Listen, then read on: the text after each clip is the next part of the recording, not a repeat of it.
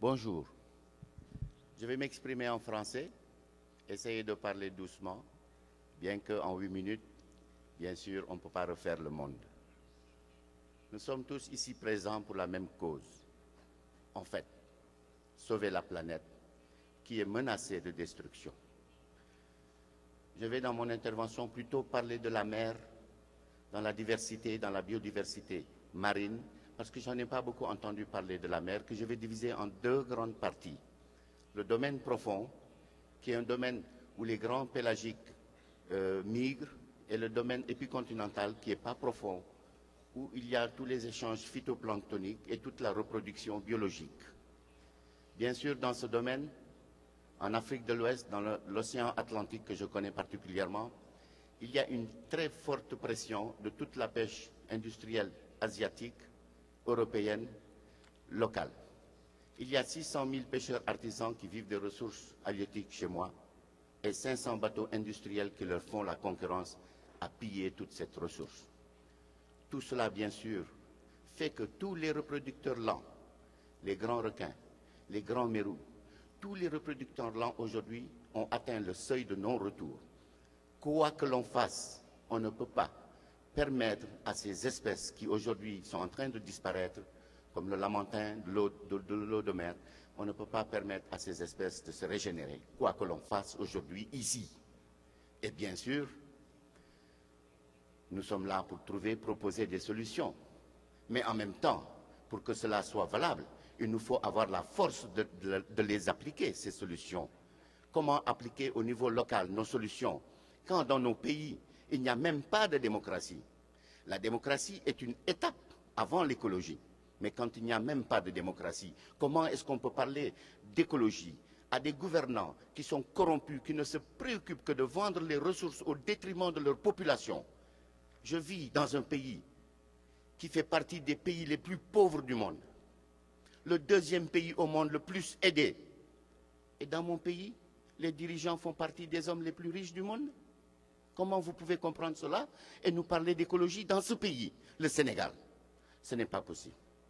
Avant de venir ici, le temps est très court, pardonnez-moi, et je vais raconter une petite anecdote. J'ai pris une maman dans ma voiture qui allait à 700 km pour soigner son fils parce que le talisman qui était attaché autour de sa taille s'était rompu. Et son guérisseur lui avait dit, si ce talisman se rompt, avant 7 jours, il faut ramener cet enfant chez moi. Elle a parcouru pendant 4 jours le territoire pour ramener son enfant vers ce guérisseur. Et en parlant avec elle, je me suis rendu compte que la force qui l'animait, cette maman, c'est l'amour. Et tant que nous ne serons pas amoureux de notre planète, tant que cette force ne nous animera pas, nous n'arriverons pas à des résultats concrets pour sauver notre planète.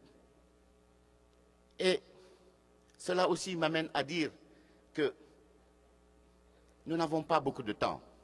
Le temps est contre nous.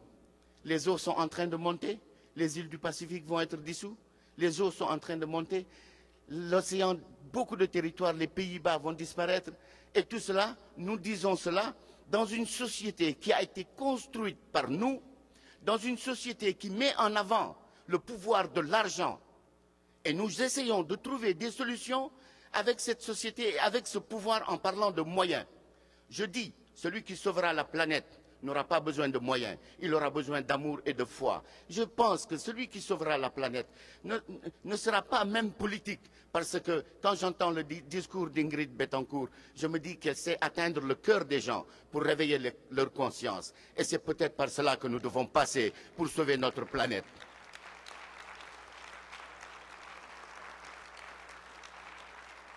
Mais comment? Comment, si d'abord, tout ce que nous savons faire, c'est ressembler aux autres, à vouloir lutter et prendre le pouvoir et l'occuper à leur place. Que ferons-nous de ce pouvoir quand nous le prendrons?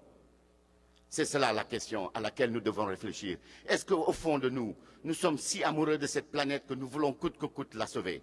C'est cela la question. Quand je vais voir le roi d'Oussouye, que je lui parle de son territoire, un roi qui règne sur 17 villages, que je lui dis, je veux juste vous montrer 3 minutes d'image, et qu'il regarde sa forêt en train de brûler, et qu'il me dise, mais mon Dieu, c'est très grave ce qui se passe. Je lui dis, non, Excellence, il y a plus grave. Ce qui est plus grave, c'est que j'ai besoin de venir dans votre territoire, vous montrer que votre forêt est en train de brûler. Mais c'est extrêmement grave. Vous régnez sur ce village, vous régnez sur ce périmètre, et vous n'êtes même pas au courant que la forêt est en train de brûler. Nous sommes en train d'essayer de sauver la planète, mais nous sommes en train d'essayer de la sauver pour nous. Nous ne sommes pas en train d'essayer de la sauver pour les papillons, les poissons, les oiseaux et les arbres. C'est encore pour nous. Pourquoi? Qui sommes-nous? Ne sommes-nous pas simplement une petite espace dans cette planète? Pourquoi est-ce que nous devons toujours réfléchir pour nous au détriment des restes de la planète?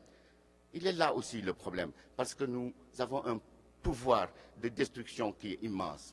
L'homme aujourd'hui, bien sûr l'homme qui est dehors, pas nous, prend conscience aujourd'hui qu'il est un acteur du changement climatique, alors que nous sommes conscients, nous, ici présents, qu'il est un éco-prédateur. Quand l'homme prendra conscience qu'il est un éco-prédateur, il sera déjà devenu un éco-survivant. Merci.